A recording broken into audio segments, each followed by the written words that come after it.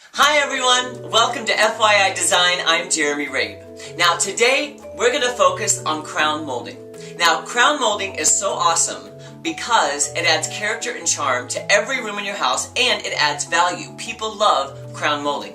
And we're going to do it with my #1 motto, do it cheap. And just because you're doing it cheap doesn't mean it's not going to look like $1 million. Now we're also going to give you secrets that you don't see on TV. For some reason they don't tell you about these, but I'm going to let you in on some secrets. So let's take a look at the room and let's get started. Well, here's our room. Now 3 of the 4 walls have paneling that we painted and a little bit of molding. Well, instead of taking it down, we're just going to put the new molding over it.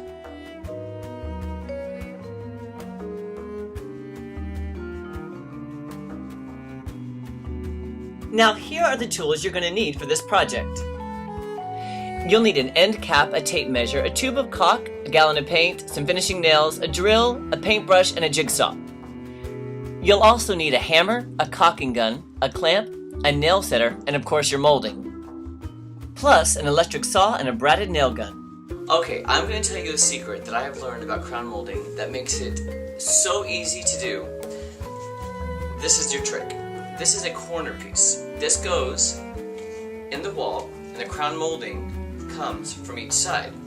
Well, here's the secret. At Lowe's, this little piece is $5.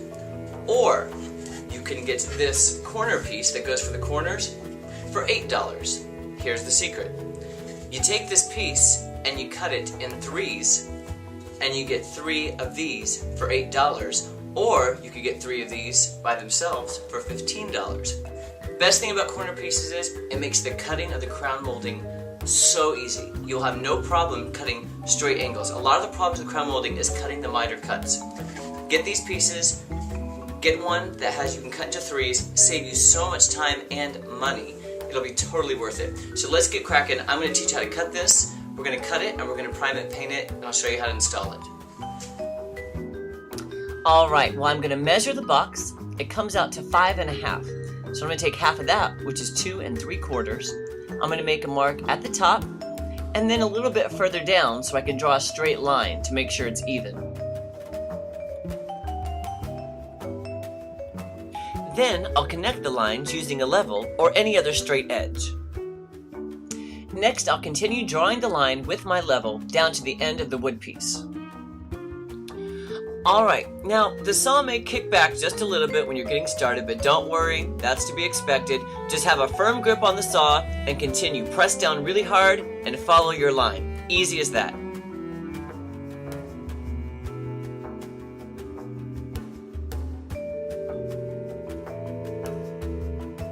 Alright, now we're going to take the piece that's left over from what we just cut. We're going to do the same thing, mark it down the middle, and then we're going to cut it in half.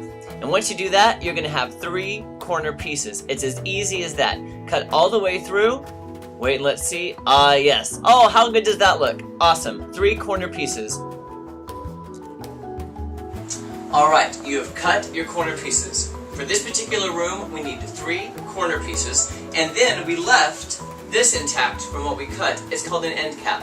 Because the crown molding will be coming into one side of it and the other side will still be visible without any crown molding. It just caps off a really nice end to a room. Talking about the crown molding, this is MDF that we got at a warehouse surplus store. This was 40 cents a foot. That is insanely cheap. You can get this at Lowe's and Home Depot. It is going to cost you more. It's less expensive than pine. You can also get this in pure wood that you can prime and paint yourself. This is MDF. Really, really cheap. I recommend going online, finding a warehouse surplus store near you. Find it cheap. It is so easy. It's light. It already comes primed. You just need to paint it. I got this in 16-foot lengths because I don't like seams. However, it is very easy to miter the cuts and make the seams not visible, which you will be seeing coming up. What we're going to do now, paint all of this. Have it painted before you put it. That's so crucial. It'll save you time in the end. If you paint everything, at least 2 coats. I'm a fan of 3 coats. It just makes it look better at the end. Now when you get your primer to start painting, it's just better to go with the grain of the wood.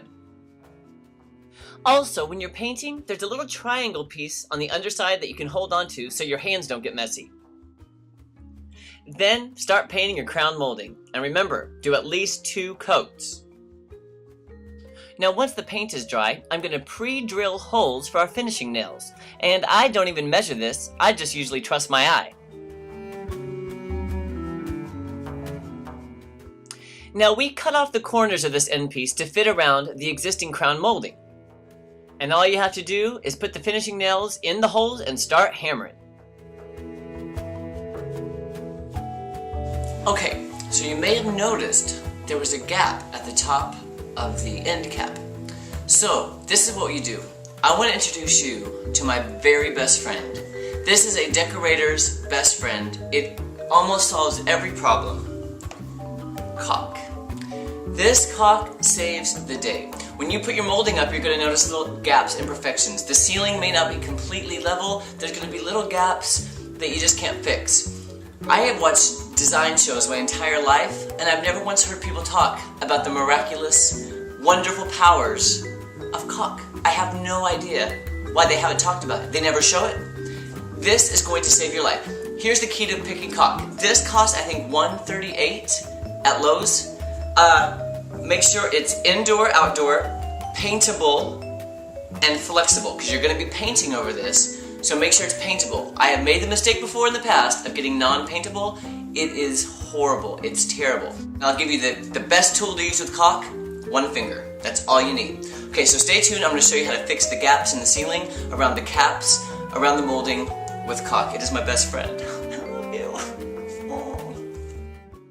Now hold your molding up where it's snug against the ceiling, the wall, and the corner piece. And then once you have your piece in place, just take your nail gun and start nailing away.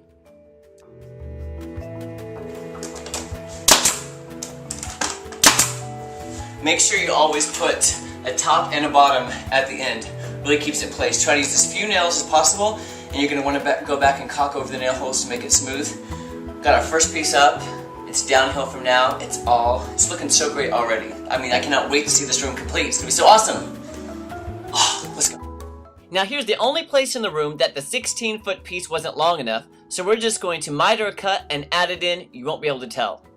Okay, I have just cut the final piece in this room, and if you can look, the seam, you barely can't even see it. And once we caulk it, it's going to be amazing. What did I tell you? Caulk is your best friend. It really is. Okay, so now I'm up on the ladder. I've got my paper towel and I've got my caulking gun. Now here's a secret to caulking. This is the pressure release button back here. It also tightens the lever that makes the caulk come out. When you put your first bead of caulk, when you get to the end, hit this release. Because if you don't, the caulk is going to keep coming out. It took me forever to learn this because I kept thinking, why is the caulk coming out? I'm not pressing on the handle. It was because you need to release the pressure from it. So let's go ahead and put our first bead up and I'll show you what to do. So basically you're going to want to put caulk anywhere the crown molding touches. I like to start at the top where the crown molding meets the ceiling. Then just use your finger to spread the caulk out evenly. Then continue on to where the crown molding meets the corner piece.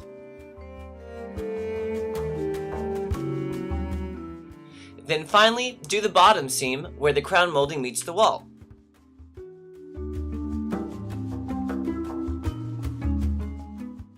Then last, use your angled paintbrush to paint along the bottom edge over the excess caulk.